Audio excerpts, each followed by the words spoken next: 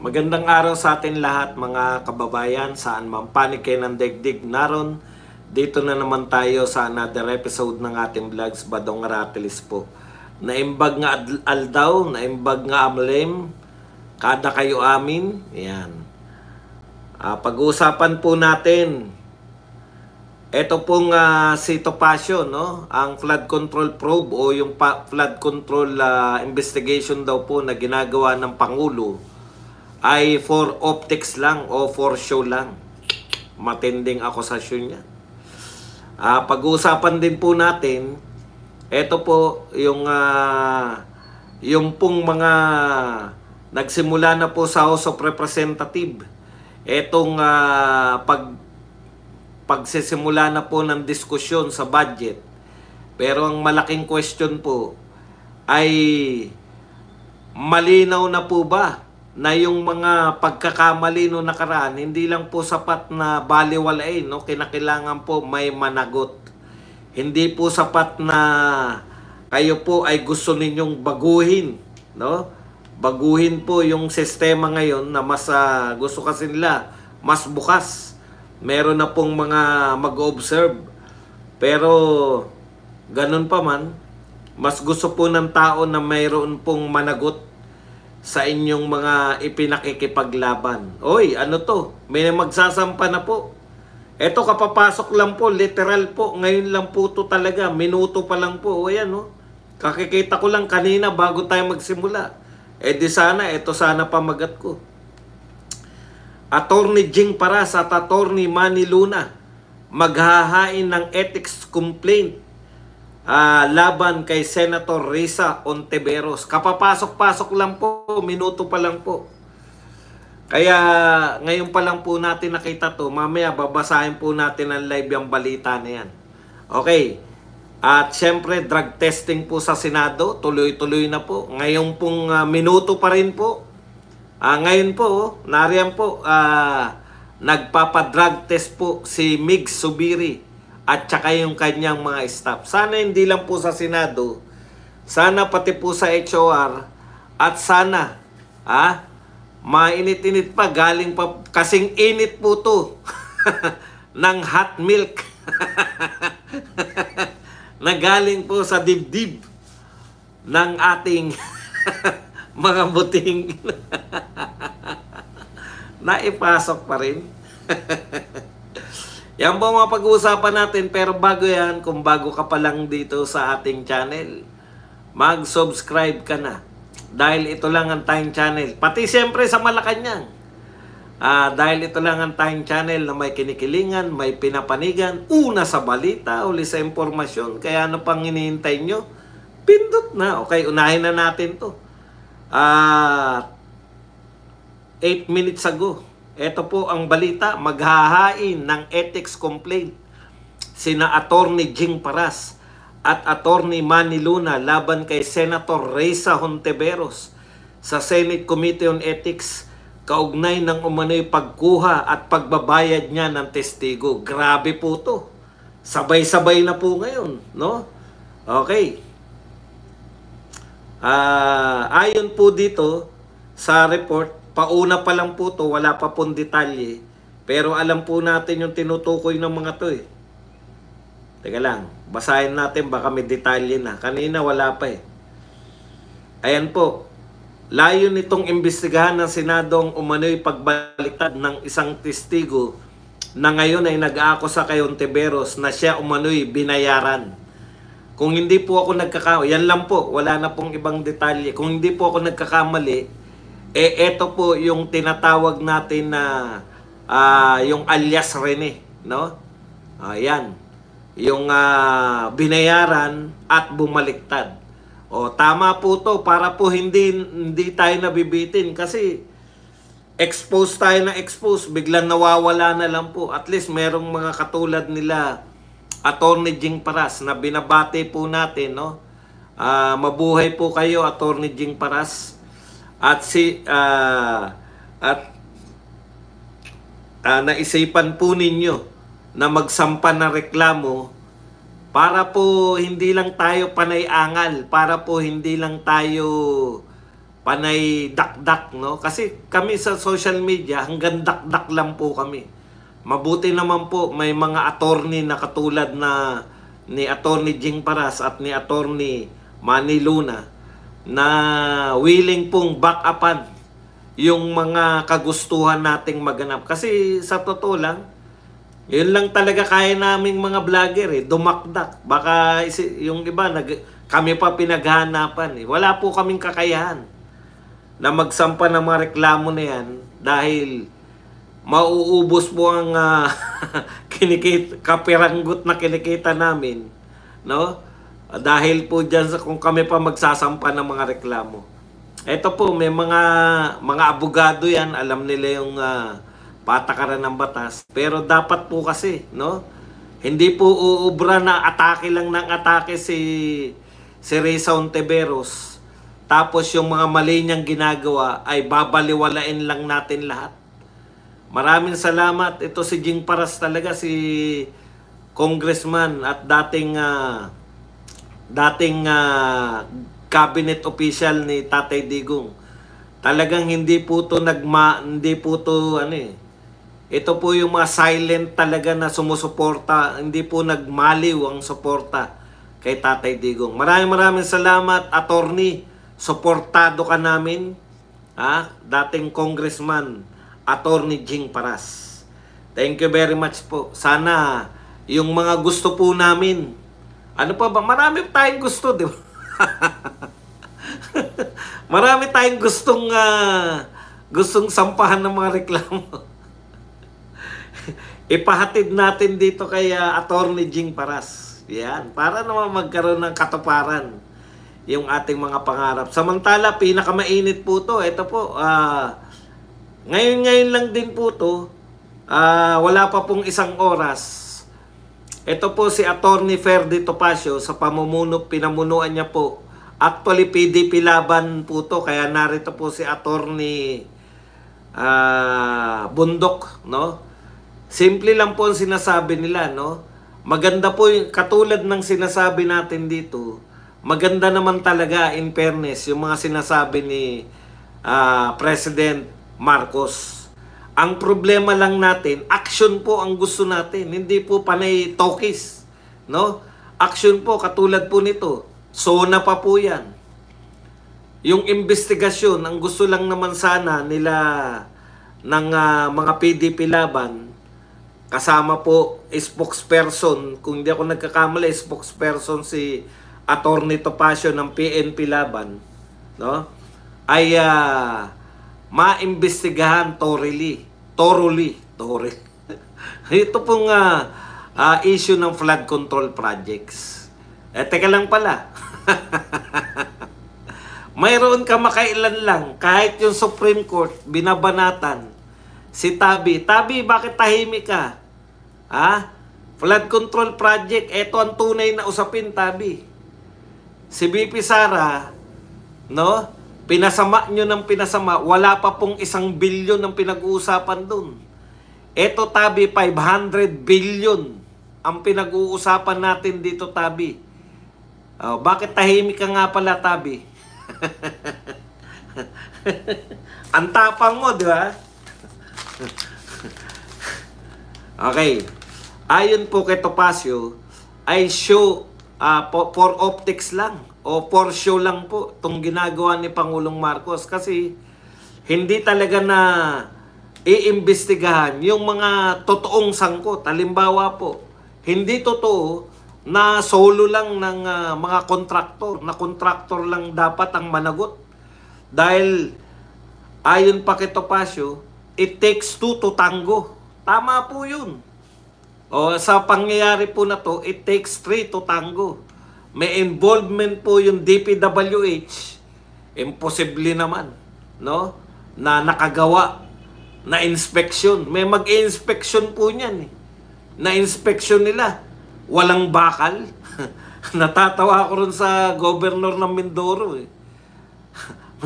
Sa haba nung in-inspection niya, sa dami nung nasira, nakakita rin siya ng isang pirasong bakal. Ang laki po. Walang kabakal-bakal, yung malaking dike. Hindi ko po alam kung ano po gagawin dun. No?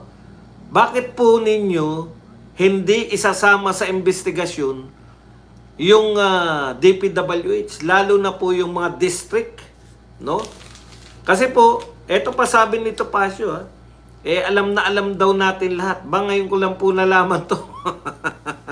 Sa inyo ko lang nalaman, nakaramihan pala ng DPWH, district engineer, yung namamahala mismo, yung direkta, na may ugnayan dyan sa mga kontraktor, ay karamihan pala yan ay mga bata ng mga district congressman. Ayon dito kay Topacio. Diniin si Topacio. Kaya, tatlo po ito. No? Kung iimbestigahan nyo po yung mga katiwalaan dito sa flood control, Mr. Presidents, ay hindi ubra na contractor lang.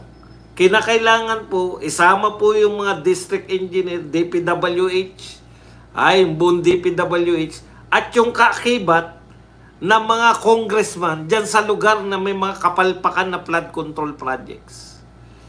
Kasi hanggang doon lang si BBM ito po ang 15 kontraktor. Para po maging seryoso, yung tatlo po, yung pong mga si Karen Davila nga Alam niyo po, ito po ang lantad na lihim di ba? Lantad na lantad po, kilalang kilala po natin yung direktang may ugnayan. Ayon kay Karen Davila, isa lang yung binanggit niyang pangalan ng congressman. Congressman Saldico, iimbestigahan niyo ba? Bakit po parang echepuera si Congressman Saldico? Ayon kay Karen Davila. Siyempre, magtuturo tayo ng mga naghanap. Hindi naman tayo naghanap niya. Ayon kay Karen Davila, bakit walang may gusto mag-imbestiga kay Saldico? Tama nga naman. Biruin nyo, gaano po kadirekta si Saldico? Siya po ang chairman ng Appropriation Committee. Buhat po nung yung tandem nila.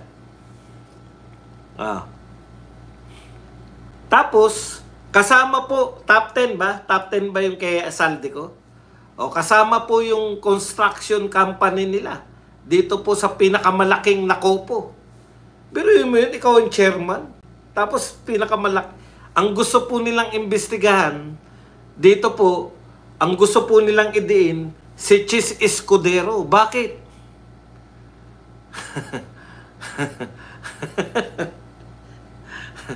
Bakit po nakapokus ang lahat ng investigasyon nyo kay Chis Escudero? Meron pa silang gustong imbestigahan. Meron kanina, nakikita ko tignan nyo, yung 250K. Bakit daw po mayroong kontratista, pinasasama nila mayroon daw pong kontratista na 250K lang ang puhunan, nakakuha raw po ng 5 bilyong kontrata. Bakit po? Diyan kayo nakapokus. Buti pa si Karen Davila Napakasimple, ang gustong pukusan niya, yung totoong may direkta. Lahat po, yan po ang lihim, yan po ang lantad na lihim na may direktang access po dyan. Chairman ka na Appropriation Committee, ibig sabihin ikaw yung nagtitilad-tilad ng mga pera. No? Tapos, isa yung construction company ng DAT na ikaw ang nagtatag. Ikaw ang nagtatag. Ayon nga kay Karen Davila. Walang kinalaman yung diverse dyan. Ang katunayan, siya yung nagtatag ng kumpanya na yan. Direkta Mabuti pa si Karen. Lagi ko pong sinasabi si Karen. Hindi mo pwedeng ayon kay Badong. Dapat si Karen. Bakit hindi po yan ang imbestigahan unahin? Pwede namang pagsabay-sabayin, pero yung i-chepuera nyo, yung pinakasikat na tao, mind you, sinabi po ni BP Sara, isa po sa dahilan ng kanyang pagre-resign sa DepEd.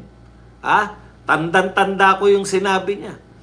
Kaya ako napilitan na mag-resign dahil ang pondo ng Pilipinas ay kontrolado ni Martin at saka ni Saldico. Bakit po? Ang nababanggit lang lagi, kontraktor. Paano naman yung mga kasabwat ng kontraktor? Wala bang kasabwat? Ang tapang naman ng kontraktor. Ibig nyo sabihin, DPWH hindi nila tinitignan habang tinatayo yan na walang bakal. Tsaka lang malalaman na walang bakal pag nagiba na eh. Paano? Ang alam ko po, yung DPWH, habang construction, nariyan na. Natatawa na lang si Gob ng Mindoro eh. Kasi nakakita siya ng isang bakal. Isang pirasong bakal sa haba ng kanya inspeksyon. Tapos, ang focus ng lahat, kasama pa tong Rappler, pakita ko lang po kung anong ginagawa. Ganyan po talaga eh. Pag sumama na po yung media sa mga focus nila, ma-out of focus po talaga. Ang focus na ngayon, imbestigahan sila, sila Chis Escudero na. Sama pa nga si Bongo. Kasama sabi nga ni Bongo, na naman, paulit-ulit na lang. Yung mga akusasyon na yan, yung merong mga flood control projects na naman eh. Sama na naman sila eh. Bakit po, unahin nyo na, kasi ganito po, bakit ko pong gustong unahin, hindi naman ako may gusto si Karen Davila. Simple lang po yan eh. Yung estilo po nila, pag nasimulan, wala nang kasunod. Halimbawa po, buong akala natin, sasampulan lang po si BP Sara sa confidential fund. Tapos may susunod pa. Si BP Sara lang po ang inimbestigahan sa confidential fund eh. Kaya kung gusto man namin na maimbestigahan, yung pinakamalaking isda na. Di ba? Siyempre. Di ba nila sabihin na ako nagpanukala niyan? Ito pa po ang dagdag nito, Pasyo. Bakit nyo na-reject? Bakit ninyo na-reject yung pagkukusa ni Mayor Magalong? Una, hindi naman po DDS si Mayor Magalong, hindi po siya Duterte. No? Talagang at least hindi siya binabanatan ng mga loyalista. Ewan ko lang kung binabanatan ng mga loyalista. Mga kakamping, gusto nila dilawan. Kung may independent pa po kay Mayor Magalong, wala na po eh. Talagang si Mayor Magalong po ang pinakamaganda. May karanasan sa may kaalaman paano mag-imbestiga. Imbes po na i-call. Di ba? Kung meron po magsabi, sige, magbo-volunteer na ako mag-imbestiga. May kakayahan kasi yun. Sabi nyo nga, FBI trained. Paano mag-iimbestiga? Binabanatan? Wala talaga. Wala talaga matino dyan sa mga yan eh. Pero ito po, ang dami na pong sinabi ni Mayor Magalong na katiwalian. Siya rin po yung nag-expose ng 777 eh. Ang aming mayor noon, ang president niya, si Lacson. Okay, tanyo, hindi po namin kakampiyan. Lacson pala yan. Ito po ang tanong ko sa inyo. Bakit nyo po tinanggihan? Ang ganda po ng offer ng mama. Ang malupit pa, mukhang gusto pang idiin si Mayor Magalong. Ang sabi ni Auntie Claire, ito ang sabi ni Auntie Claire sa pagkakatanda ko. Ibigay mo na lang kung meron kang ebidensya. Dapat magpakita ka ng ebidensya, Mayor Magalong. Kaya nga nagbo-volunteer eh. Kasi may lead na siya. At marunong siyang mag-imbestiga. Ang problema, Auntie Claire at sa pamahalaan, pag hindi nyo binigyan ng authority si Mayor Magalong, sinong mayor yan ng Baguio eh? Kung alimbawa ang imbestigahan niya ay taga Bicol, pwede niya ba ipatawag yan? Sino po kayo? Wala po tayo sa Bicol. Kaya makikita nyo po na for show lang talaga eh. Kasi biruin nyo yun. Isang mayor ng taga Baguio nag-volunteer na manguna. Ito nga ang hamon ni Magalong eh, kay Antecler eh. Meron na ba siyang sinabi na tungkol sa corruption, na napabulaanan na mali? O yan, kamakailan lang. Kinonfirm ni Chanco yung 777. Oh. At sabi pa ni Chanco, yung magsasabi na mali, na wala talagang 777, magpakitaan tayo. Parang si Badong lugi pagpakitaan. Walang magnifying glass. Magpakitaan tayo, sabi ni Toby Chanco. Tama yun. Magpakitaan kayo kung sino nagsasabi ng totoo. At yan po ang isang inihihirit nito ni Attorney Perdi Topacio. Inihihirit ni Topacio na pangunahan ni Magalong, no? Ang dami na pong clamor dyan, Mr. President, na talagang may makita. Independent. Yung kayang kasi ang question kagad HOR yan. Maraming involved, HOR. Si Magalong na nga nagsabi na mahigit 60 ang involved dyan na mga congressman. Tapos ang mag-iimbestiga, mga congressman din. Napakalaki namang kalokohan niya. Tinatanong nga si Ridon kung willing siyang ipatawag si Saldico. Ano sagot ni Ridon? Pag may nagsabi po sa kanya na involved siya sa anomalya, tsaka lang namin siya ipapatawag. Ha? Talaga? Meron kayong maiimbita na aakusahan ng isang congressman? Talaga? Ang pagkakatanda ko po, diyan sa mga investigasyon ninyo sa HOR, pag hindi nyo kursunada yung mga sinasabi ng mga resource person nyo, hindi mga hindi po to mga suspect. Pag hindi nyo kursunada yung sinasabi na resource person, pinapa-contempt nyo. Hindi ba totoo yan? Tapos may maglalakas loob na pupunta dyan sa iyo para akusahan si Saldico. Hindi ako naniniwala na yung investigasyon mo doon magiging patas. Yun nga, tinanong ka nga ni Karen Davila kung si Saldico ba ay iimbitahan mo. Iimbitahan po natin kung meron nagsabi na involved siya. Yun na nga. Ngayon po, kung wala po talagang independent po as in yung katulad ni Mayor Magalong na mag-imbestiga dyan, at imbis po, tignan nyo nagbo-volunteer yung mama. Imbis po na, sige, parang yung volunteer ni Ramon Ang. Diba? Mr. President, may kumantsaw ba sa inyo? Meron bang sinabi na mali yung ginawa nyo, Mr. President? Nung may nag-volunteer, si Ramon Ang, nasabi niya na willing siya na lutasin ang problema ng baha sa Metro Manila. Kinontra nyo ba? Antecler, kinontra mo ba?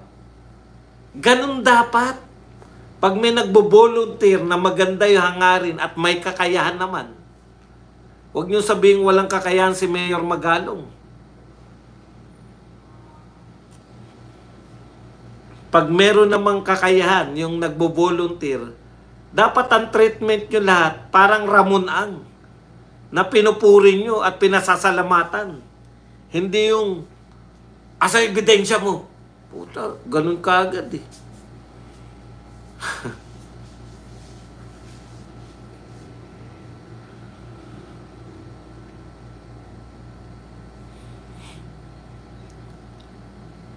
Okay. Punta po tayo. Kaugnay pa rin po niyan. Ito naman po ang House of Representatives. Ganda ng mga opening statement. Na? Tatlo sila. Oh. Si Swansing na po ang pumalit na... Kilala niyo si Swansing, yung Micaela Swansing, yung medyo bata pa pero alam mo na. Napagtumuntong na kung ano. Parang batang Kimbo ba, gano'n. Okay, pinagmamalaki po ni House Speaker Martin Romualdez na bukas po ngayon ang deliberasyon. In fact, nag-imbita sila ng mga civil society o kung ano pa. Imbitahin nyo kayo yung mga Duterte vloggers pa.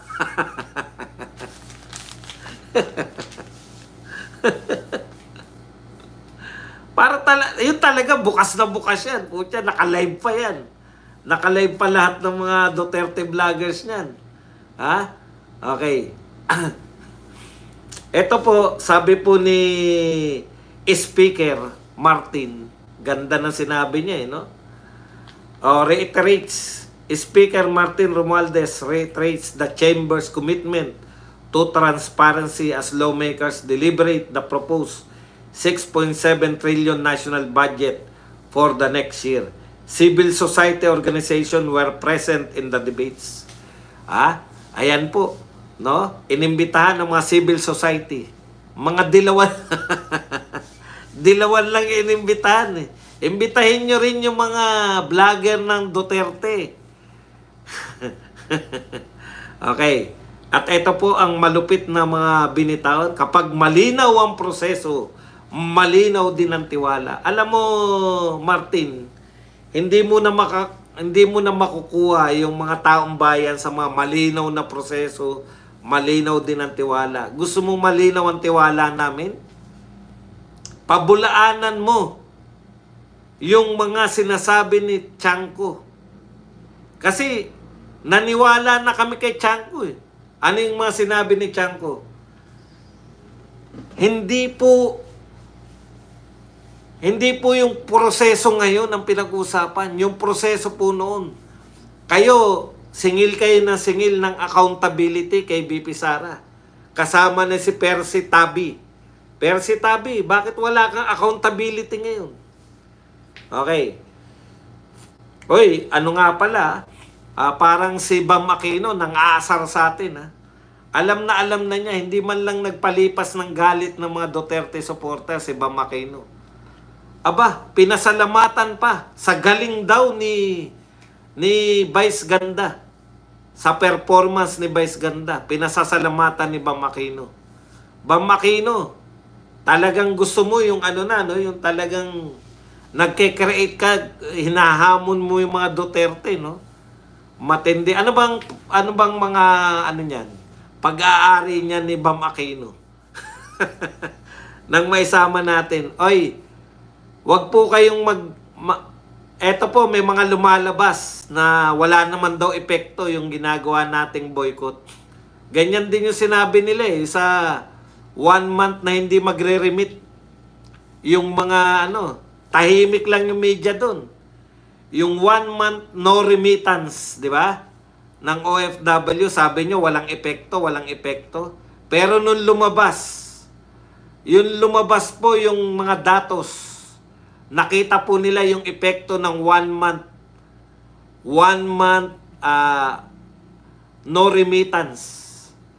Ang laki po ng binaba ng remittance ng mga OFW nung nanawagan sila na 1 month no remittance. Kaya wag nyo pong hinahamon yung mga Duterte. Kayo po, sabi po nila, ilang araw pa lang eh. Matagal na ba? Gusto nyo talaga? Sige, McDonald's. Lalo po natin pag-igihin. 1 week pa lang. Sa tingin nyo, makikita na yung sales na McDonald's. Sige po, ituloy-tuloy po natin kasi po, kinakantsawan tayo. Kinakantsawan po tayo ni Bam Aquino at saka ng mga tao na to na wala raw epekto ang panawagan natin boycott sa McDonald's. Wala na tayong magagawa dyan, McDonald's. Talagang naniniwala yata kayo. Tignan nyo na lang yung sales nyo. Ganyan din yung sinabi nila sa 1-month remittance. 1 week lang yung no remittance. 1 week lang yun? Yung no remittance ba 1 week lang? 1 month? Di ko alam. Ano ba talaga 1 week no remittance ba? Ganyan din na sinabi nila, wala daw epekto eh. Pero nung lumabas yung datos, puta, ang laki ng epekto. O, kaya yung sinasabi nyo na yung McDo. O, tignan natin. Pag lumabas yung mga sales nila, syempre matagal yan eh. Pero ituloy-tuloy nyo po kasi parang nilang sinasabi, wala naman kayong puwersa talaga mga Duterte. Pwede rin naman yan. Nanangampanya din sila, dito tayo sa McDo, dito tayo sa McDo. Order na ng orderan yung mga dilawan, mga kakamping. Kahit hindi nila kakainin, order ng order. Tignan natin, patatagan tayo, paramihan tayo. Sige, lumamon kayo na lumamon dyan sa mga salaulang McDonald's. Basta tatagan po natin yung hindi pagkain dyan. Kinakantsawan tayo, wala daw epekto eh, sa sales. Wala daw epekto sa sales. Sa sales ng Jollibee. Baka kaya wala epekto yan dahil tumudo-todo kayo. 1 week lang ba yung yung no remittance ng 1 week? Tignan nyo po, ang tindi ng epekto niyan.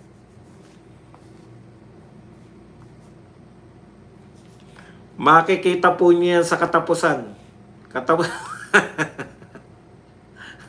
Kinakadyawan tayo. Kapit lang tayo.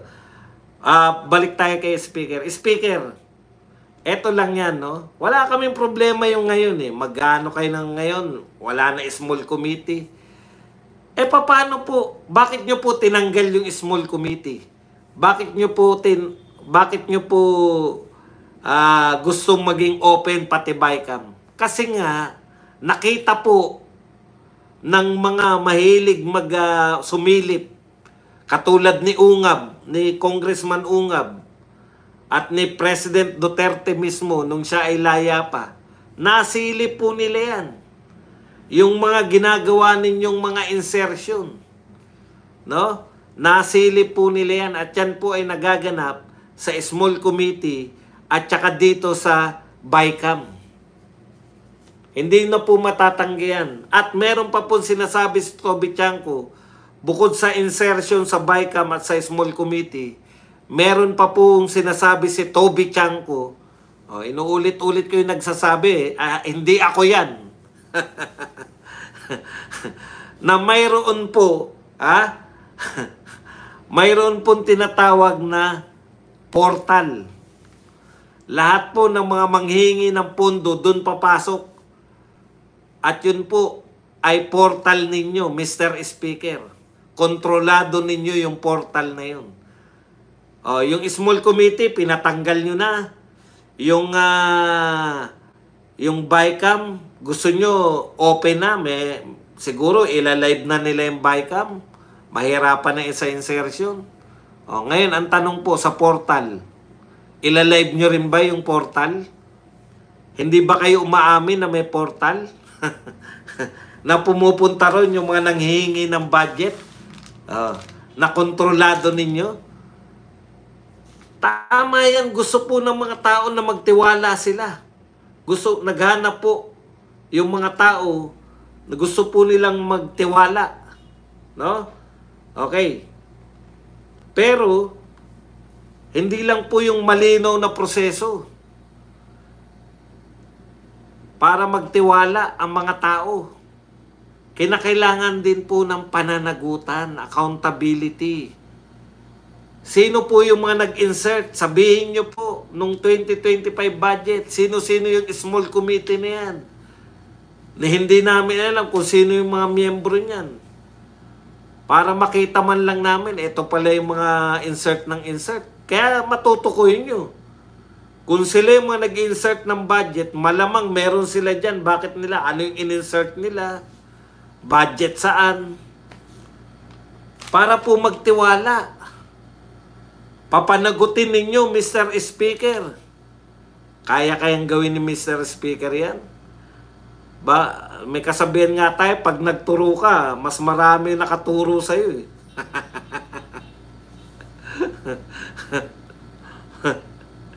Di po ba? Balik tayo sa sinabi ni BP Sara. Dalawa lang ang may control ng budget. Si Speaker at saka si Saldico. Ano ngayon? Matitable tapping kasi.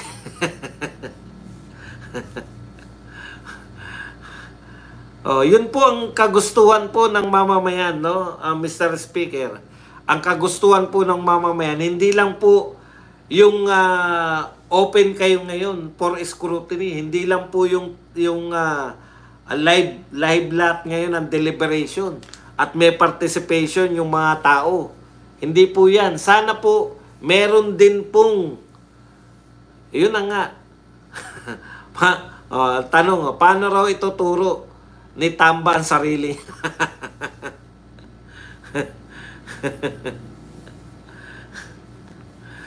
Ngayon po, ang katanungan, Mr. Speaker, kaya nyo bang papanagutin ang sarili nyo? Kung sino man ang joke lang yung sarili niya. Siyempre, hindi pa natin alam yan. Pero, lalakas ang hinala natin na yung kutob natin ay totoo kung hindi nila ilalantad kung sino yung mga miyembro ng small committee at kung hindi satisfactory masasagot si Toby Chanco. Tandaan po ninyo, si Toby Chanco po ay miyembro ng House of Representatives. Kaya hindi po obra na si Toby Chanco ay baliwalain nyo yung mga binintang niya. Hindi po obra na wala lang. Kinakailangan katanggap-tanggap yung mga kasagutan sa mga binato ni Toby Chanco. Yan lang mga kapatid ang ating topic. Pwede na tayong magtanong, pwede na po kayong magbigay na reaksyon. At higit sa lahat, pwede po kayong magpakape. Yan. Dilawan na naging pula, Abnoy.